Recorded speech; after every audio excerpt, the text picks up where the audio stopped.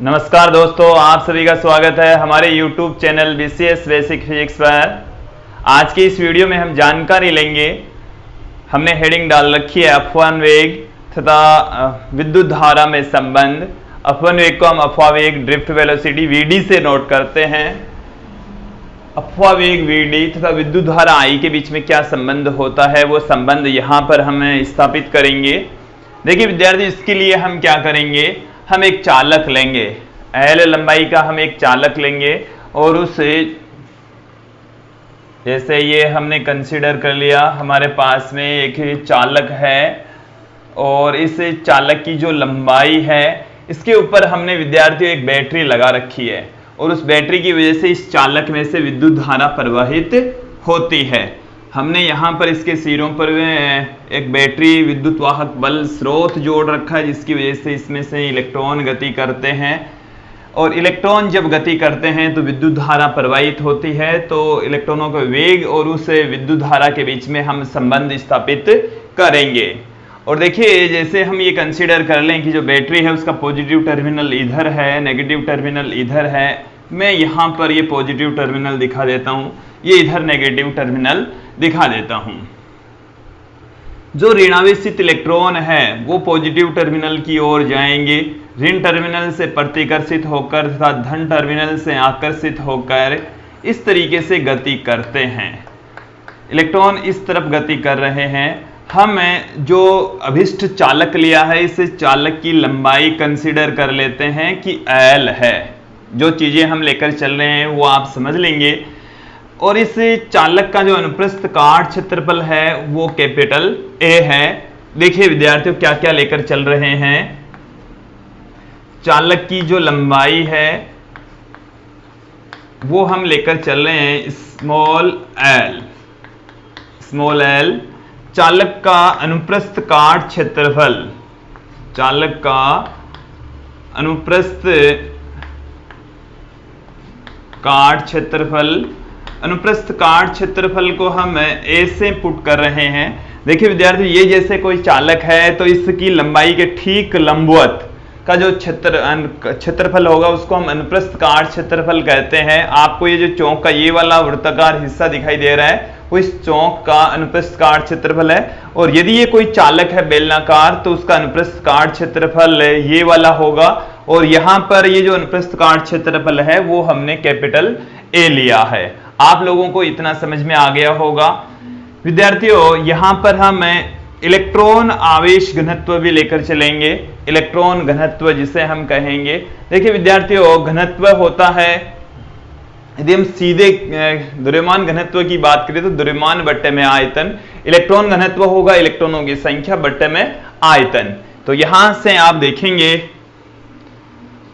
चालक में इलेक्ट्रॉन घनत्व है। सबसे पहले तो आपको डेफिनेशन समझनी है, इलेक्ट्रॉन घनत्व होता क्या है, जो कि n है। विद्यार्थियों, इलेक्ट्रॉन घनत्व का अर्थ यह है कि प्रति एकांक आयतन में उपस्थित इलेक्ट्रॉनों की संख्या, एक बार फिर से सुन लीजिए, प्रति एकांक आयतन में उपस्थित इलेक्ट्रॉनों की संख्या। यदि इलेक्ट्रॉन घनत्व को आप n से पुट कर रहे हैं तो इलेक्ट्रॉनों की संख्या अपॉन में आएगा आयतन, इलेक्ट्रॉनों की संख्या अपॉन आयतन से उसको हम पुट कर सकते हैं। हमने जो चालक का एक हिस्सा लिया है, जो हमने अध्ययन करने के लिए लिया है, L लंबाई का चालक, A अनुप्रस्थ काट क्षेत्रफल वाला चालक, उसमें हम इलेक्ट्रॉनों की संख्या यहां पर देखेंगे कि इसमें कितने इलेक्ट्रॉन उपस्थित हैं। तो यहां पर इलेक्ट्रॉनों की संख्या इक्वल टू क्या पुट कर सकते हैं, इलेक्ट्रॉनों की संख्या बराबर आ जाएगा आपके पास में। यहां से देखिए विद्यार्थियों, n इंटू आयतन, n यहां पर इलेक्ट्रॉन घनत्व है और इंटू में है आयतन। जो चालक हमने लिया है इसका आयतन क्या होगा विद्यार्थियों, इलेक्ट्रॉनों की संख्या बराबर n, आयतन देखिए यहां से, इसका अनुप्रस्थ काट क्षेत्रफल A, इसकी लंबाई L, तो इसका जो आयतन हो जाएगा अनुप्रस्थ काट क्षेत्रफल को इसकी लंबाई से मल्टीप्लाई कर देंगे तो आपके पास में इसका आयतन आ जाएगा। जैसे ये हमारे पास में कोई बेलन है और बेलन का आयतन होता है पाई r स्क्वायर h, h ये वाली डिस्टेंस होती है, पाई आर स्क्वायर इस वाले भाग का क्षेत्रफल होता है। तो इस वाले भाग का क्षेत्रफल हमारे को ए दे रखा है, इसकी लंबाई एल दे रखी है, तो ए इंटू एल इसका आयतन आ जाएगा। बेलन की भांति वायर होता है और कोई समरूप यदि आकृति होती है तो उसके अनुप्रस्थ काट क्षेत्रफल को उसकी मोटाई से यदि मल्टीप्लाई कर देंगे, गुणा कर देंगे, तो उसका आयतन आ जाएगा। यहां पर भी हमारे पास में इलेक्ट्रॉनों की संख्या इलेक्ट्रॉन घनत्व इंटू ए इंटू एल से लिखी जाती है। अब विद्यार्थियों, इस चालक में उपस्थित कुल आवेश की यदि हम बात करें, चालक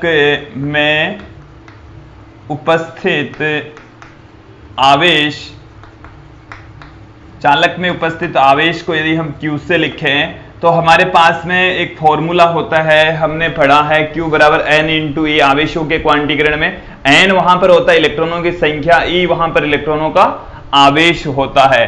तो विद्यार्थियों यहां पर हम N को तो पहले ही यूज में ले चुके हैं इलेक्ट्रॉन घनत्व के रूप में, इसलिए यहां पर मैं इलेक्ट्रॉन N नहीं यूज में ले रहा हूं। इलेक्ट्रॉनों की संख्या पूरा का पूरा एचडीज ही लिख रहा हूं। ये हमने लिख दिया है इलेक्ट्रॉनों की संख्या, और इनटू में हमारे पास में पड़ा है E, इनटू में E, इलेक्ट्रॉनों की संख्या इनटू E यहां पर हमने पुट कर दिया है। अब इलेक्ट्रॉनों की संख्या हम यहां से लिखेंगे, इसको मैं देता हूं समीकरण 1। समीकरण 1 को उपरोक्त समीकरण में पुट कर देंगे, क्या आ जाएगा? समीकरण 1 को उपरोक्त समीकरण में रखने पर, उपरोक्त समीकरण में रखने पर, उपरोक्त समीकरण के अंदर इसको जब पुट करेंगे तो इलेक्ट्रॉनों की संख्या NaL और ये है हमारे पास में E, ये हमारे पास में आ गया है विद्यार्थियों चालक में उपस्थित आवेश, चालक में उपस्थित आवेश आ गया है। अब विद्यार्थियों हम बात करेंगे कि जो चालक है उसमें यहां से लेकर यहां तक जो L दूरी है, वहां तक जो चालक है वो अफवा वेग, चालक में उपस्थित जो इलेक्ट्रॉन है वो अफवा वेग से गति करते हैं, और उस चालक की L दूरी तय करने में जो लगा समय है उसको हम स्मॉल t से पुट कर दें तो वो किसके तुल्य होगा? देखिए विद्यार्थियों, चालक की लंबाई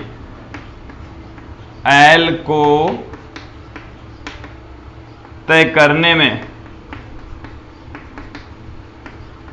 मुक्त इलेक्ट्रॉनों को लगा समय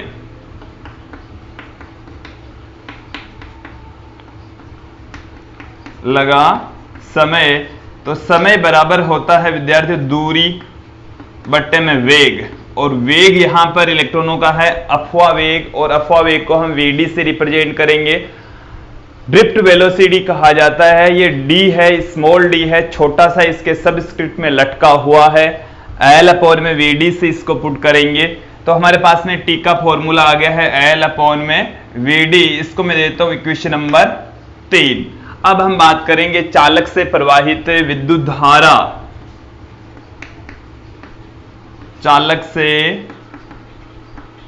प्रवाहित विद्युत धारा, और चालक से प्रवाहित जो विद्युत धारा होगी इसको हम I से पुट कर रहे हैं। I बराबर होता है Q अपॉन में T, धारा का जो फॉर्मूला है वो होता है Q अपॉन में T।